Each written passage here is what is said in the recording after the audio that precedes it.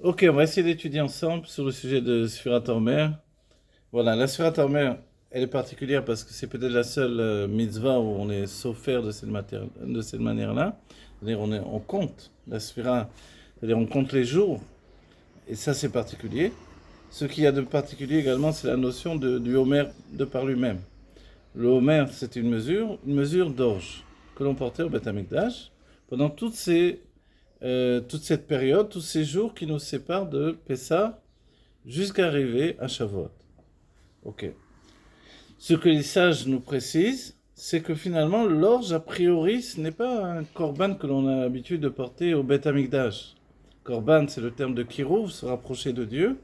Donc quand on veut se rapprocher de Dieu et qu'on est comme un pauvre, alors, et qu'on ne peut pas apporter un bœuf, un veau, une brebis, alors, même peut-être un oiseau, alors on apporte une mesure de blé, de ce qu'on on dira une fleur de farine. Et là, par contre, dans toute la période qui se trouve entre Pessah et Shavuot, on va apporter de l'orge. Donc en hébreu, Seora. Et le Seora, ce qui est particulier, c'est qu'il est considéré comme un Ma'achal Behema, une nourriture d'animal. Donc ce n'étaient pas les hommes qui mangeaient on va dire, de ce pain-là. Mais pourquoi? Si ce n'est quelquefois la situation où des pauvres n'avaient pas le choix, donc ils faisaient du pain également avec de l'orge. Aujourd'hui, peut-être dans le monde moderne, ça va coûter encore plus cher que du blé, mais originellement, dans l'histoire des peuples, donc l'orge n'est pas un ma'achal, une nourriture pour les hommes, ce n'est pas un pain pour les hommes. Ce qui est signifié, désigné comme le pain des hommes, c'est le blé. Le blé, c'est vraiment la nourriture de l'homme, et le blé, c'est la nourriture noble qui nous, euh, qui nous élève en fait dans un chemin vers Dieu. On va dire pourquoi le blé spécifiquement nous élève dans un chemin vers Dieu. Alors c'est parce que le blé, il est dans une situation où il s'élève du bas vers le haut, et dans cette situation où il s'élève du bas vers le haut, il porte en lui tous les éléments qui vont attester de son attachement au monde divin. On va dire, comment, je vois pas.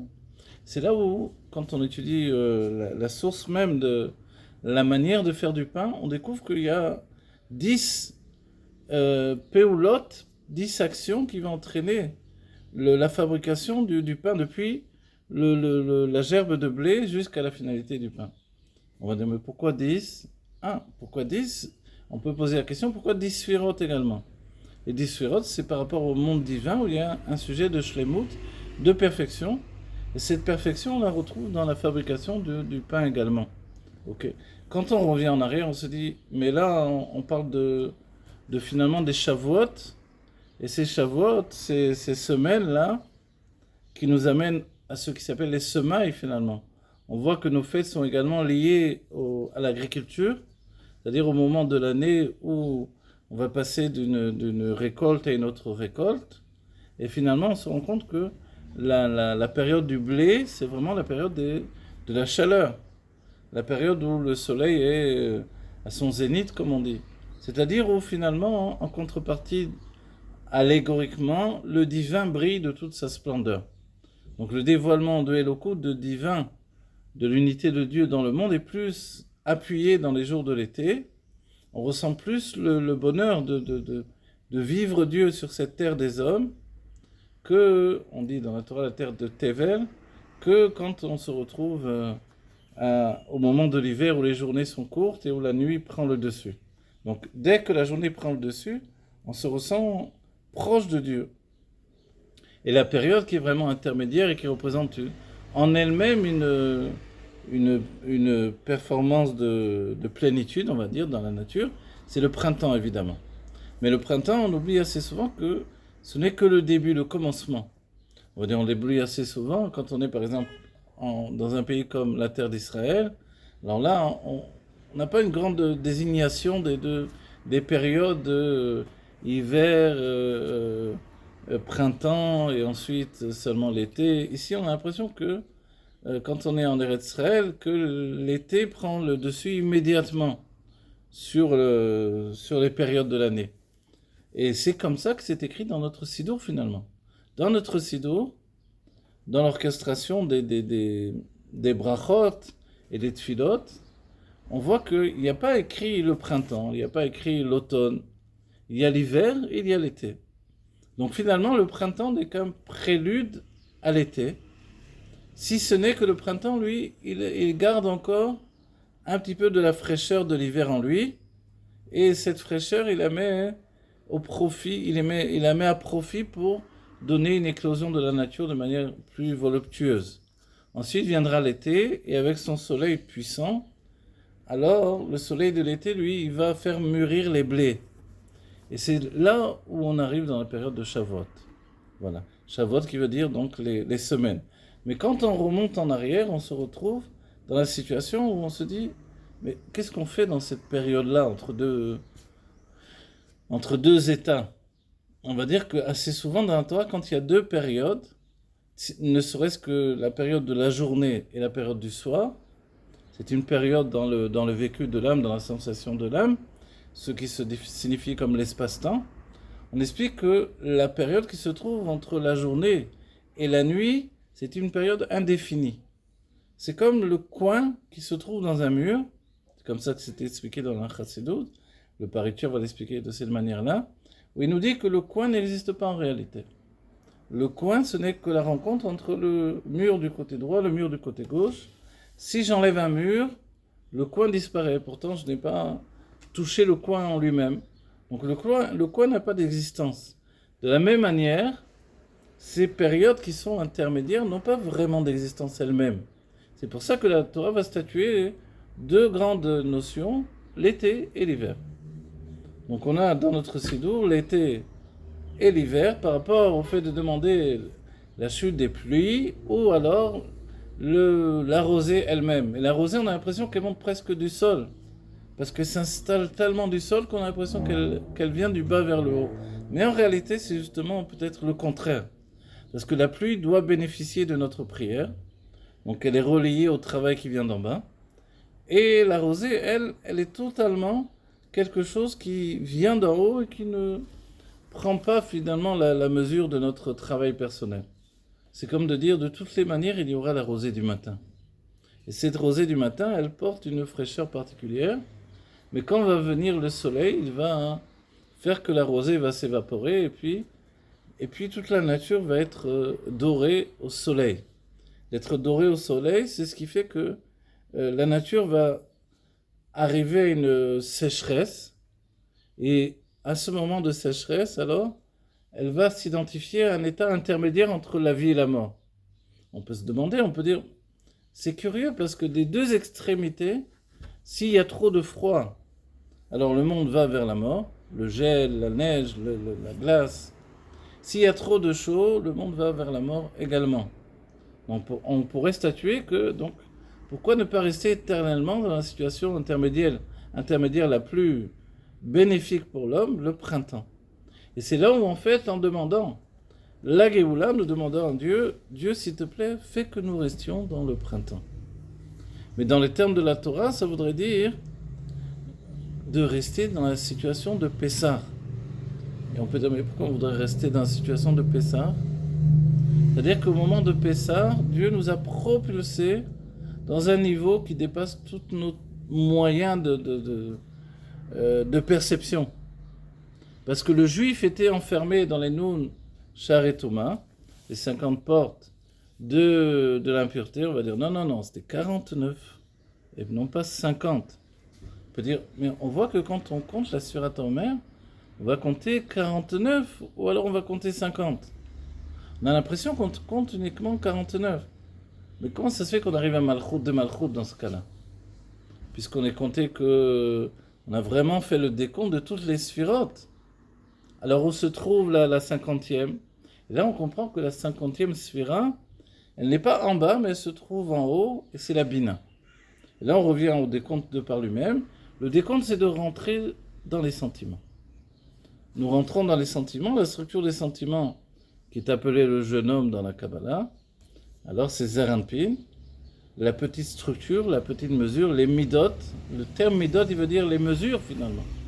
Donc Zeir Anpin qui dévoile la mesure, cette mesure de Zeir Anpin, elle représente le vav et le vav du nom de Dieu.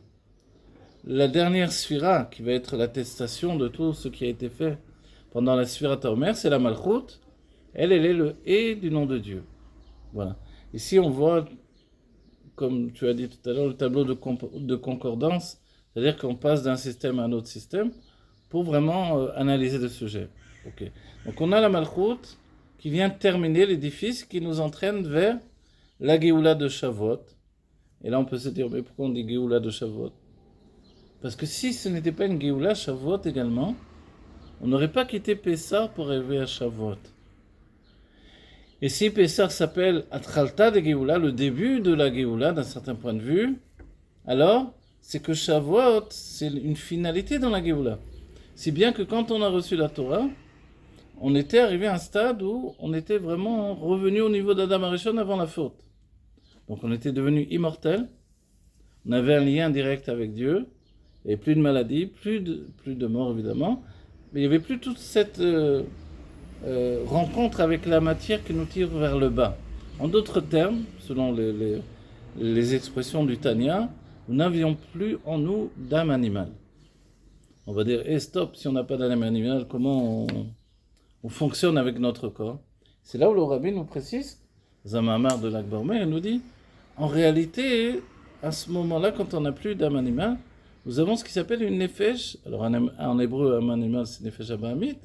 Nous avons une nefesh ativit, une âme naturelle, ou elle a un second nom, qui n'est pas péjoratif, nefesh achionit, l'âme qui vitalise. C'est-à-dire que, de manière à ce que l'âme divine puisse vitaliser le corps, il faut un intermédiaire. Cet intermédiaire, c'est l'âme naturelle, celle qui va permettre d'installer la vitalité divine dans le corps. Mais voilà que cette âme animale, elle n'est devenue animale que parce qu'elle s'est habituée à la matière du corps. Or, ce qui définit l'animal, c'est qu'il a la tête vers le bas, il voit la matière du monde et il n'est pas capable de s'élever vers le haut. On se rappelle la base de toute cette idée, le Zohar nous dit, ce sont les lettres du Shema Israël d'ailleurs, Seu maro menechem berao mibara ele. Élevez vos yeux vers le ciel et vous verrez qui a créé cela, qui a créé tout ça en fait. Bon, chaque mot il est analysé dans le Zohar, c'est merveilleux. Mais quoi qu'il en soit, on voit que le Shema Israël il nous invite à élever les yeux vers le haut et de comprendre que tout ce qui se trouve dans ce monde matériel vient en réalité des mondes divins. Donc en fait, notre passage de la Géoula de Yetziat Mitzrayim, la sortie d'Égypte, vers la Géoula de Shavuot, c'est en fait un passage d'une Géoula qui vient d'en haut, à la manière de la rosée, et de parvenir à une Géoula qui vient d'en bas, à la manière de la pluie, qui, elle, est le fruit d'un jugement. On va dire, est-ce que Dieu va nous juger encore? Est-ce que finalement toutes les fêtes, elles sont comme un peu Rosh Hashanah?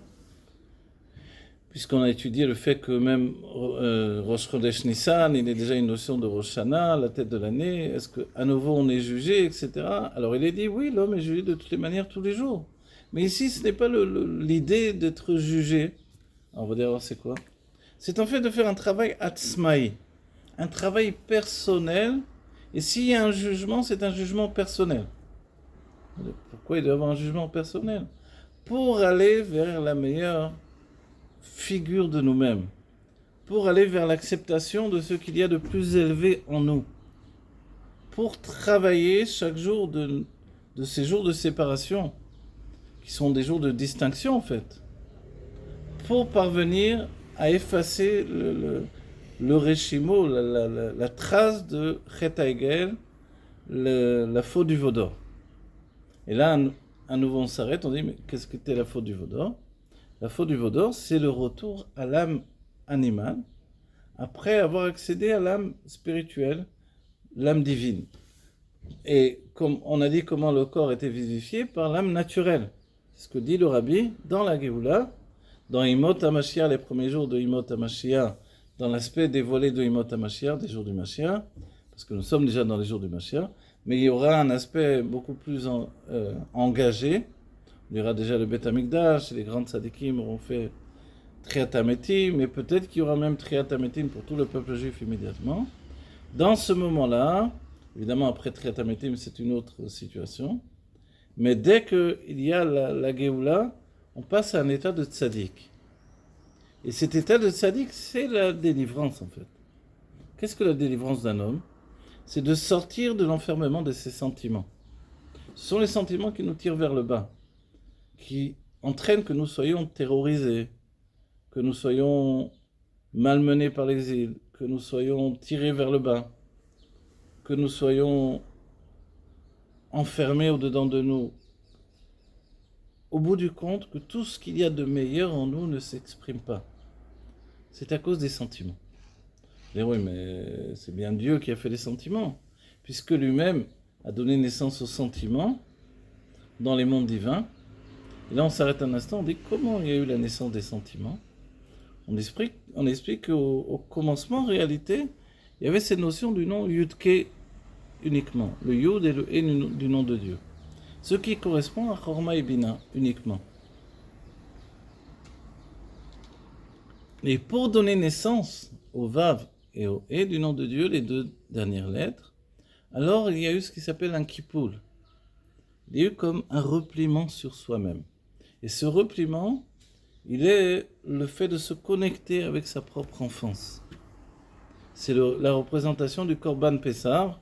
Dans le Der Mitzvot Techa, par exemple, il explique, le Tzemar Tzedek explique le Korban Pessar. Et le Korban Pessar, effectivement, on doit le cuire, le cuisiner, c'est la cuisson par le feu, dans un four. Et dans ce four-là, le Korban lui-même, il est replié sur lui-même. Il est embroché. Et il a la tête et les intestins au même niveau. Il est comme une guérette mais coupelette, comme une lettre pliée en trois. Ce qui représente la tête, le cœur et les pieds, le muskal, ce qui est compris par l'intellect, le mourgage, ce qui est ressenti dans les sentiments, et le moudba, ce qui est entraîné dans notre nature par les habitudes. Argel nasta teva, les habitudes deviennent une nouvelle nature, une seconde nature. En fait, c'est ça le Korban Pessah, c'est cette situation-là où on est comme un embryon en fait. On est un petit bébé dans le ventre de la mère. Cette image elle est donnée la première fois par Yecheskel Hanavi. Et l'idée de la sortie d'Égypte, forcément, elle est l'idée de la sortie du ventre de la mère. Même si on peut s'étonner et se dire que finalement, dans l'intérieur du ventre de la mère, l'enfant ressemblait plus à un tzaddik que quand il va sortir du ventre de la mère, où il va être vraiment livré, non pas livré à lui-même, mais livré au bon soin des autres. Il n'a aucun moyen de s'occuper de lui-même. Tandis qu'il a une certaine indépendance quand il est dans le ventre de sa mère. Pourquoi il a une indépendance? Parce qu'il fait un avec le milieu dans lequel il vit, comme le poisson dans l'eau. Si je prends un mikvé dans la mer où il y a un poisson, alors le poisson ne fait pas khatsitsa. Il ne fait pas une interruption entre le mikvé et celui qui se baigne dans la mer. La même chose, l'enfant est un avec sa mère. Et cette connexion avec l'élément qui entoure et qui protège et qui est l'élément de vie, c'est l'image même du juif qui est en connexion avec Dieu. C'est-à-dire qu'on prend conscience tout à coup que tout est Dieu. Comment ça s'explique dans la Torah? On appelle ça Dat Elion. La conscience que tout est Dieu, c'est la conscience supérieure qui fait qu'effectivement, on sait que tout est Dieu. Donc si j'ai fait des erreurs dans les vies passées, c'est ce que l'enfant dans le ventre de la mère conçoit, alors je dois maintenant recommencer une vie pour vivre ces mêmes épreuves et ne pas chuter de nouveau, et m'améliorer et dévoiler tout ce qui est resté enfermé au-dedans de moi. Donc l'enfant a cette conscience, il connaît toutes ses vies antérieures, il voit d'un bout du monde à l'autre bout, et alors on va dire, mais tu sais, pour atteindre ce niveau-là, combien de vies il me faut finalement? En fait, on ne se rend pas compte, mais entre chaque vie, on atteint un niveau de perfection. Mais cette perfection, elle est non pas comme la pluie qui vient de nos prières, mais comme la rosée qui vient d'elle-même.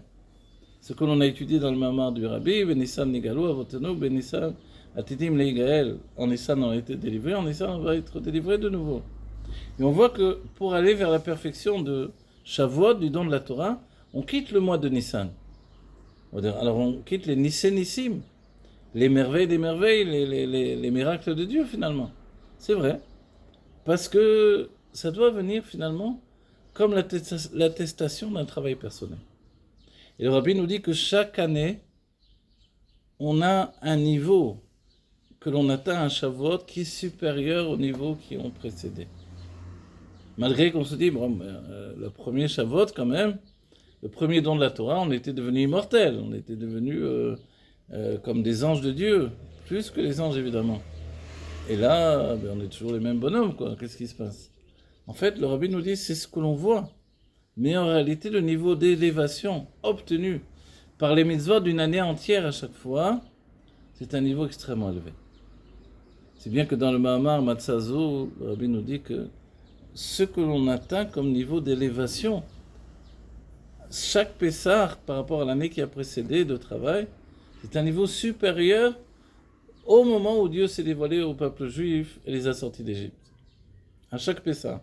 Donc tu sais, quand on arrive à Shavuot, où on a travaillé 49 mesures de transformation. Et on s'est dit, mais pourquoi on ne voit pas tout ça?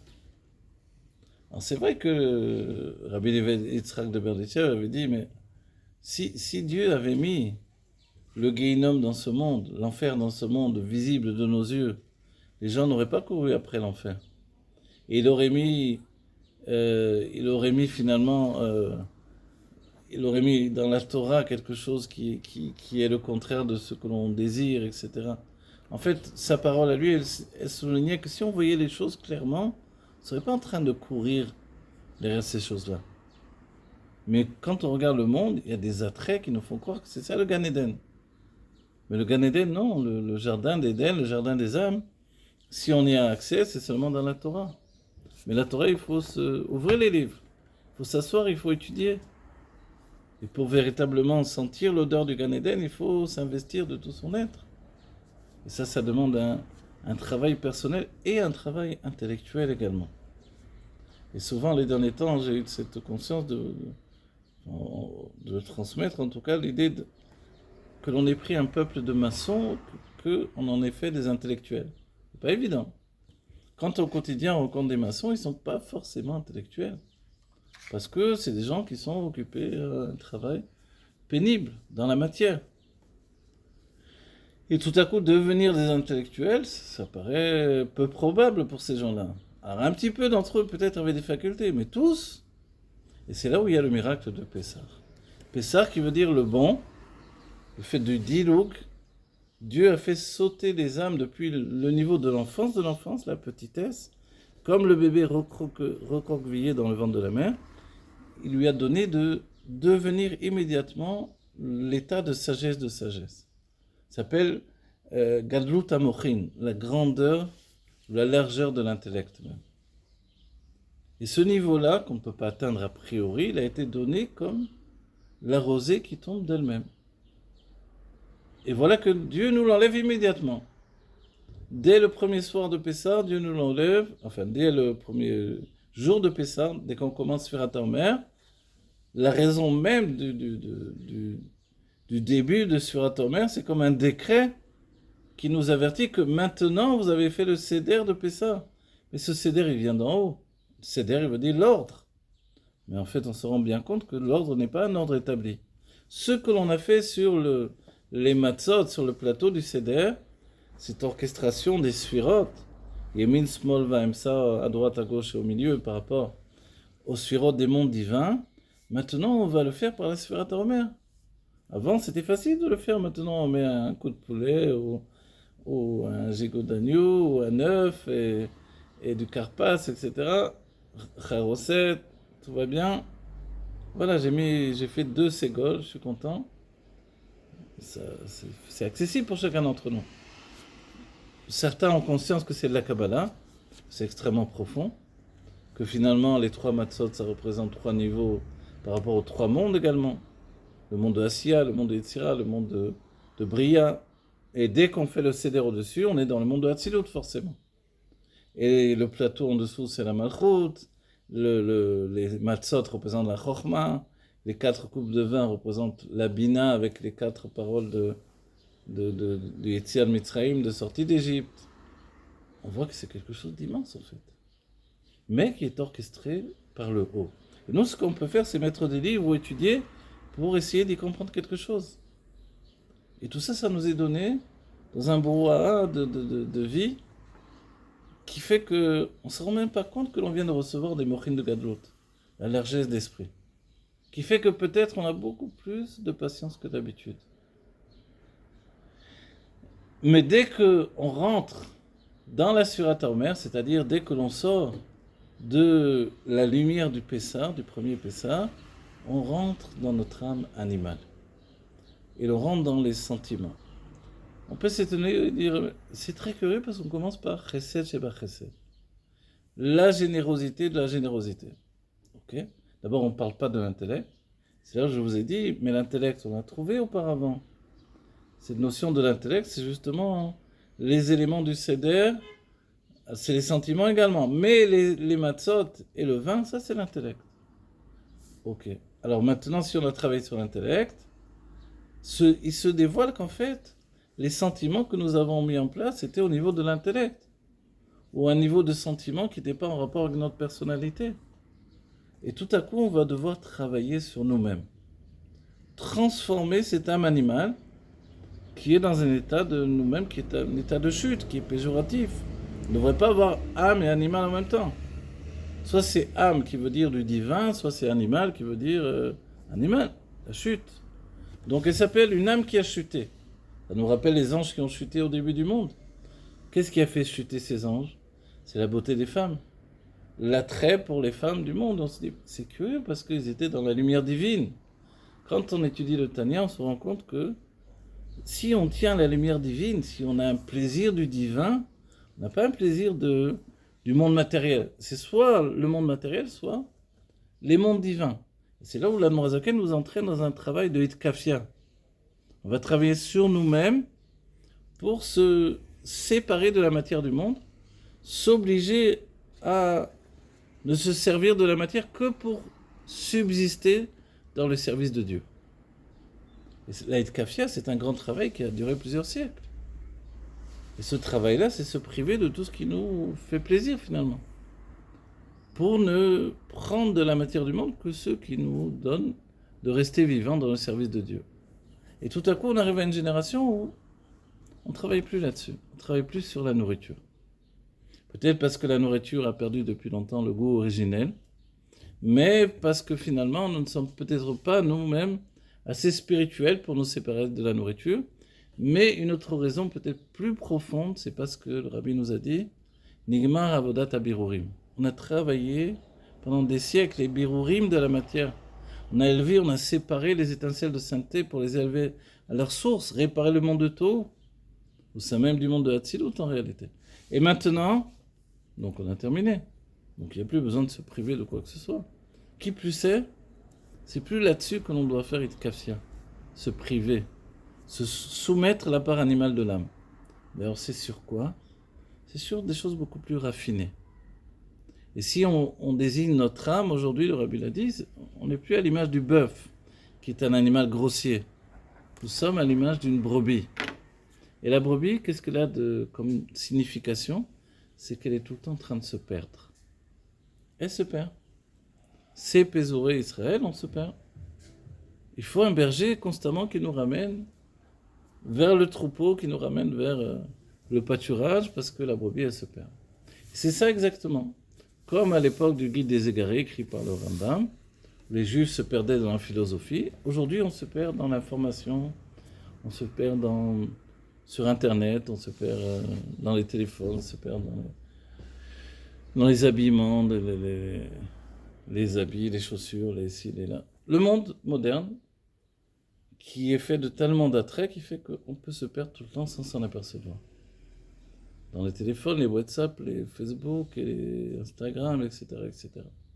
Mais à nous de diriger tout ce monde-là vers le bon côté et d'influencer essentiellement. Le Rabbi nous désigne que si je ne veux pas être influencé vers le mal, je dois influencer vers le bien. Si je ne suis pas dans un état d'influence, d'être mashpia, l'influence va m'atteindre de toutes les manières. Donc quand un jeune homme rentre à l'armée, la peur des charedim, des gens qui sont foncièrement religieux, c'est de dire mais c'est dangereux. Je vais envoyer mon fils en dehors même des temps de guerre. Je vais envoyer mon fils dans un endroit où il y a aussi des femmes, où il y a aussi des plaisirs,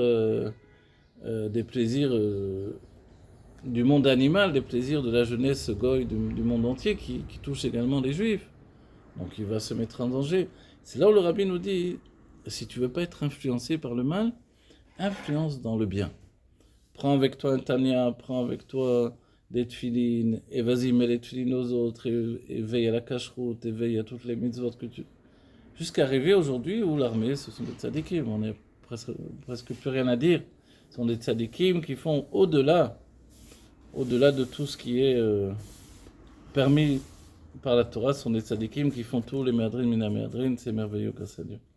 Et avec tout ça, on va dire, mais ça, quel est le lien avec la Sfirat Omer? C'est la Sfirat Omer. La Sfirat Omer, c'est de se raffiner. Raffiner, c'est raffiner quelle part de notre être, c'est l'âme animale. Mais a priori, dans le Tanya, on a dit qu'on la repousse. On ne peut pas travailler comme les tzadikim, puisque les tzadikim n'ont pas d'âme animale, peuvent travailler dans une lutte contre le mal.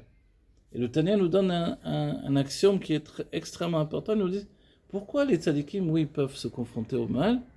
Parce qu'il ne leur appartient pas. Parce qu'ils ne sont pas enchaînés avec ce mal. Quand nous avons le mal qui nous attaque, en fait, il vient nous désigner ce qui est en nous.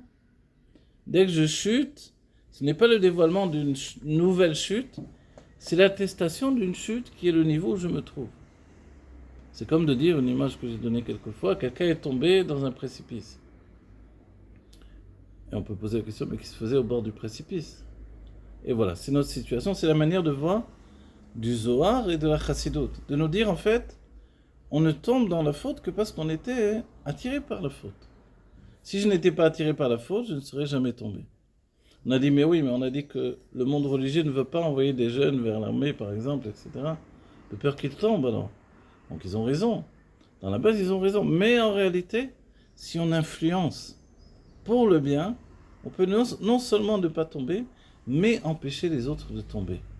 Et ça, pour cette raison-là, ça valait le coup vraiment d'y aller et de travailler. Et aujourd'hui, évidemment, il y a un sujet de sauver le peuple juif, même s'il y a lieu de discuter longuement sur ce sujet, c'est pas sur un seul pied, c'est pas aussi facile parce que beaucoup de soldats sont morts, que Dieu préserve.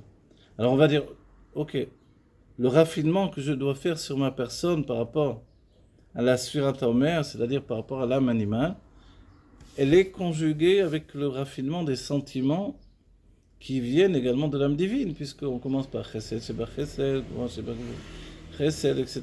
On fait toutes les sphirotes, on les énumère. Et tout à coup, comme à Pessah, on se rend compte que tout le peuple juif, nous sommes tous des kabbalistes finalement. Si bien que quand on n'y comprend pas trop grand-chose dans les sphirotes de Sfirat Omer, alors il faut désigner une parenthèse que les kabbalistes ne font pas de kavanot pendant la période du Homer. Parce que c'est une période de confrontation avec le mal de l'âme animale et sa source dans le monde du Tohu. Donc c'est très, on va dire, dans leur état d'esprit, très dangereux. Alors, par contre, au moment où ils font la Sphira, alors là, oui, ils font des kavanotes au moment de la Sphira. Quand on compte le jour du Homer, oui, ils font des kavanotes, mais pendant la journée tout entière, ils ne font aucune kavana. Et alors, on va dire, qu'est-ce qui se passe dans la Sphira Homer de très particulier? C'est qu'on touche l'aspect de Tohu qui est en chacun d'entre nous. Le Tohu, qui est la source de l'âme animale, c'est le désordre inhérent au désir de posséder, de recevoir, de se remplir. Ce qui entraîne à penser que je veux vivre bien, je veux être dans l'abondance, l'opulence. Non, mais c'est normal de vouloir être comme ça, parce que aujourd'hui, dans la vie moderne, on a besoin constamment de fournir énormément d'argent pour tous les besoins du quotidien. Donc d'être millionnaire, milliardaire, c'est le minimum syndical presque aujourd'hui. C'est ce qu'il faudrait à chacun, ce qu'on souhaite à chacun du peuple juif. Mais le rabbi nous l'a dit, nous on doit avoir l'état d'esprit que je vais influencer avec cet argent. Et pour influencer avec cet argent, je dois prendre conscience que je ne peux pas grandir dans la richesse matérielle sans grandir dans la richesse spirituelle. et que l'un est lié à l'autre, et que l'un établit le fondement de l'autre, mais que l'un établit le niveau de l'autre. Plus je vais grandir dans la richesse spirituelle, plus je vais grandir dans la richesse matérielle. C'est-à-dire, mais il y avait des sages qui étaient pauvres. Et là où la Torah nous a dit, celui qui commence à étudier la Torah dans la pauvreté, comme Rabbi Akiva, finalement il deviendra riche, comme Rabbi Akiva, qui a découvert un trésor. Rabbi Akiva, il a emprunté l'argent pour donner à la Tzedaka. Il ramassait énormément d'argent pour la Tzedaka. Il allait voir les sages qui étaient riches. Il leur disait, est-ce que tu veux investir ton argent? Bien sûr, je veux investir mon argent. Alors investis-le dans la Tzedaka. Là, c'est un vrai investissement. Et comme ça, il prenait de l'argent. Et il empruntait quelquefois. Souvent. Il devait rendre. Et pour rendre, il fallait vraiment se donner du mal pour pouvoir rendre l'argent. Il fallait à nouveau emprunter, etc. Jusqu'à ce que Dieu fasse qu'il devienne très très riche. Il devient très très riche en trouvant un trésor sur la plage de Haïfa, il me semble. Et là, il est devenu extrêmement riche. Voilà, celui qui a perdu le trésor, lui, était beaucoup moins riche sans doute. Mais on voit que Dieu récompense le travail de la Torah qui est commencé dans la pauvreté pour que les efforts fournis nous donnent la richesse ensuite. Voilà. Alors Rabbi Akiva, on va dire, il a vécu 120 ans. S'il faut attendre de vivre 120 ans, évidemment, déjà, on peut constater qu'il a commencé vraiment à mettre le paquet sur l'étude de la Torah à partir de 40 ans. C'est là où il s'est investi dans l'Alphabet, etc., et qu'il a grandi de niveau en niveau. Il y a les 24 années, après on voit que, 12 ans, on va dire, et après il est devenu un grand maître. Donc sa vie, elle est partagée en 40 ans.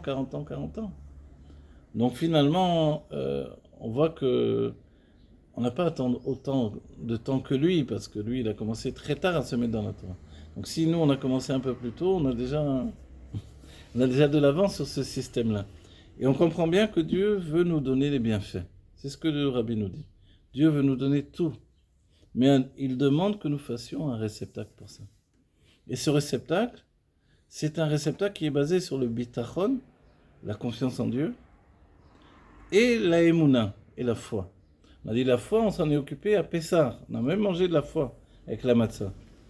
Qu'en est-il du bitachon, la confiance en Dieu? C'est une confiance absolue. C'est-à-dire, je suis sûr que Dieu va me faire des miracles. Alors, même si je ne mérite pas, cette confiance-là absolue, elle s'obtient justement pendant les jours de Sfirat HaOmer. Pendant le Sfirat HaOmer, où on va travailler depuis le Chesed, Sheba Chesed, et on s'arrête, on dit, attends, qu'est-ce que j'ai à réparer dans Chesed, Sheba Chesed? Si je suis généreux, c'est bien. Si c'est la générosité de la générosité, traduction de Chesed, Sheba Chesed, je ne vois pas qu'est-ce qu'il y a, je suis très généreux, c'est formidable. Oui, mais Chesed, c'est pas juste d'être généreux comme on l'entend au niveau quotidien. Chesed, c'est l'expression. C'est se répandre, c'est donner. Effectivement, c'est là où est le Chesed. Mais c'est aussi finalement prendre tout l'espace de l'expression. Donc c'est empêcher les autres de s'exprimer finalement. Donc le Chesed, lui, il doit être absolument celui qui vit toutes les choses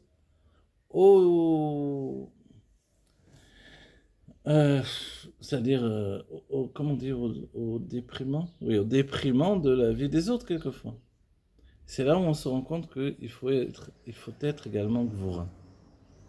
Et c'est pour ça qu'une fois qu'on a travaillé le Chesed, dans tous ses aspects, on va entamer la Gvura. On va dire la Gvura, oh là là, ça fait peur la Gvura, parce que la Gvura c'est finalement la guerre, la bataille, la tuerie, les choses. C'est vrai que ça c'est l'aspect de la Gvura qui se répand depuis les mondes divins. Ce qui est extraordinaire dans la Gvura, on dit que la Bina, elle, quand elle chute, elle devient la Gvura. C'est bien que tant qu'on est élevé dans l'esprit, dans la réflexion intellectuelle sur le divin, en fait, on n'est pas obligé de donner naissance à la Gvura, à la rigueur. Mais s'il y a une rigueur, la rigueur, elle peut être une rigueur de sainteté, comme Yitzhak Avinu. Quel est le problème du Chesed? Donc on a dit, c'est qu'il n'a pas de fin, il n'est pas capable de se limiter, et c'est pour cela que la Torah nous dit que Magen Avraham, c'est que Dieu met un bouclier devant la générosité d'Avraham. devant l'expression de Chesed Avraham, pour empêcher que, par exemple, qu'Ishmaël vive éternellement devant lui, etc., etc. C'est-à-dire qu'il faut limiter ce Chesed pour permettre l'acquisition de la Géoula. Et c'est pour ça que Abraham donne naissance à Yitzhak, le contraire de lui-même, c'est-à-dire le fruit de son travail. Abraham a travaillé dans la Gvoura. Va naître Yitzhak, Abraham a toujours travaillé dans la Gvoura. Quand on voit toutes ces épreuves, ce sont des épreuves dans la rigueur. Jusqu'à la dernière épreuve, la plus difficile, de tuer son propre fils. Il était prêt à le faire, et le faire avec joie, parce que c'était un commandement de Dieu. Si on analyse au quotidien, on me dit, tu sais, cet homme-là, il est joyeux d'aller tuer son fils. Un petit peu, sans doute qu'il est schizophrène ou quelque chose comme ça, quoi. Alors quand on remonte à l'identité de Abraham, on se rend compte que c'est beaucoup plus complexe que ça. Et que le message divin qu'il recevait finalement, c'était un message qui l'élevait au-dessus de la condition du monde matériel. Et qui faisait qu'il avait une conscience divine alors qu'il vivait dans ce monde. C'est ce qui faisait de lui une Merkava, un véhicule pour la volonté de Dieu. Et son travail devait être dans la Gvoura, justement. Quand vient Yitzhak, qui est lui-même Gvoura tout entier, le fruit de son travail, alors Yitzhak, lui, c'est pour ça que la Torah va dire Ve'Avraham olid et Yitzhak. Dans la paracha où on est déjà bien avancé dans le sujet de la connaissance d'Abraham, Yitzhak et Yaakov. Évidemment qu'Abraham olid et Yitzhak, mais pourquoi me le dire tardivement? Pour nous dire le chidouche, la nouveauté de savoir que celui qui est tout entier chesed peut enfanter un enfant qui est gvoura. Et là, Yitzhak, son travail va être dans le chesed, dans l'amour. C'est pour ça qu'on raconte une histoire d'amour autour d'Yitzhak. Et c'est pour ça qu'Yitzhak, a priori, il est lié avec cette histoire d'amour. C'est pour ça que même dans la Hakeda, il est celui qui a le rôle de se donner par amour pour Dieu et par amour pour son père. Il est prêt à se laisser tuer. Il va même dire à son père, Abba, attache-moi fort parce que j'ai peur que je me défende, que je te repousse au moment où tu vas vouloir me tuer.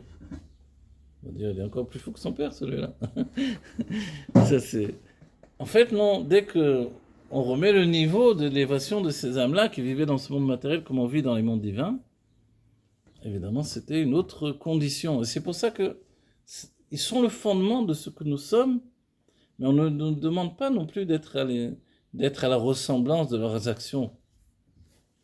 On doit nous travailler dans ces racines qui font que nous sommes des Yehudim, mais nous sommes Yehudim non pas à partir d'Abraham, Yitzhak et Yaakov, mais à partir de la sortie d'Égypte, la traversée de la mer et le don de la Torah.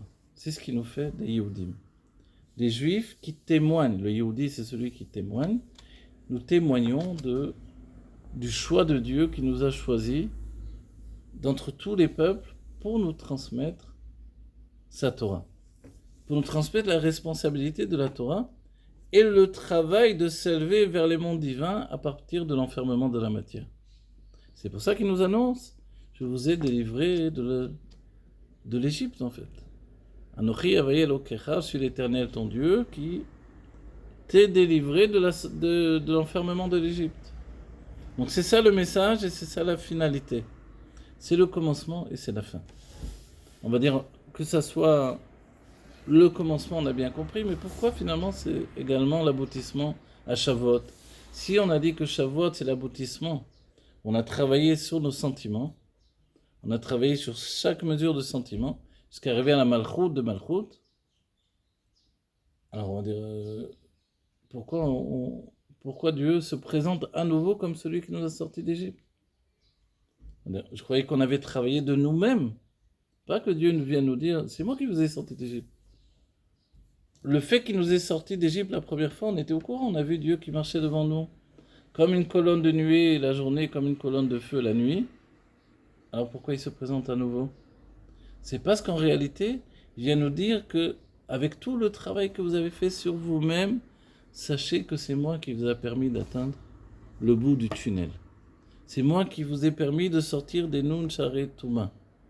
Et c'est moi qui va vous accorder la 50e porte de la sainteté. Et c'est dans ce message-là qu'il se présente à nous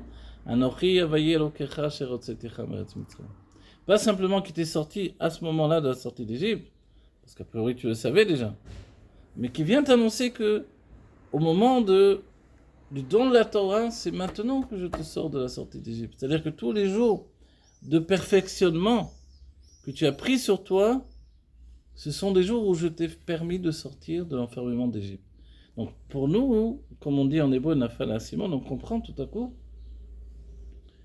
que sortir d'Égypte, ce n'est pas en une seule fois. C'est pour ça que les sages ont signalé, le rabbi va en faire des sikhot, Vamachou, des mamarim, nous dit Kimé tzetecha meret Mitzrayim, Kimé, comme au jour au pluriel. On n'est sorti qu'un seul jour, on n'est pas sorti 50 jours. Non, on n'a jamais terminé. La preuve en est que l'on doit travailler encore cette année Sfirat HaOmer. C'est-à-dire faire le travail de clarification, de transformation, de transfiguration de notre âme animale, pour qu'elle quitte l'aspect animal et qu'elle devienne juste une nefesh achionit vetivit, une âme vitale, une âme de vie, qui nous relie à l'âme divine. Pour que quand arrive le moment de Matan Torah, ça soit effectivement la Geoula Metit Vashlema, que nous soyons purs, débarrassés de la mort, débarrassés de l'enfermement de l'Égypte, même si au bout du compte, on se rend compte que tout ça c'est venu d'en haut. Et que c'est pour ça qu'il y a la notion de Benissan et Galo. Benissan on a été délivré, Benissan on sera délivré. Sous-entendu, comme le rabbi nous l'a dit, ça vient d'en haut, c'est Dieu qui a décidé. On va dire, alors pourquoi on me demande de travailler sur moi? C'est parce que tu ne dois pas ressentir ce qui s'appelle le pain de la honte. Tu dois travailler pour faire un réceptacle d'acceptation dans ton être, pour que toutes ces lumières qui sont venues naturellement, qui t'ont été données comme la rosée du matin au moment de la sortie d'Égypte, et soient maintenant installées au-dedans de toi, comme si tu avais prié pour la tombée de la pluie, qu'elles soient installées dans ta vie par un travail personnel. Voilà, mais pour quelle raison au bout du compte? Pour qu'elle ne te quitte plus jamais. Et c'est la raison même, nous dit le rabbi, pour laquelle le dernier exil est tellement long, pour que l'on puisse installer la Géoula dans notre vie à un niveau où plus jamais il ne va nous quitter. C'est terminé. C'est une Géoula définitive que l'on veut immédiatement maintenant. Que l'on arrive à ce niveau-là de vivre cette Géoula immédiatement. Amen.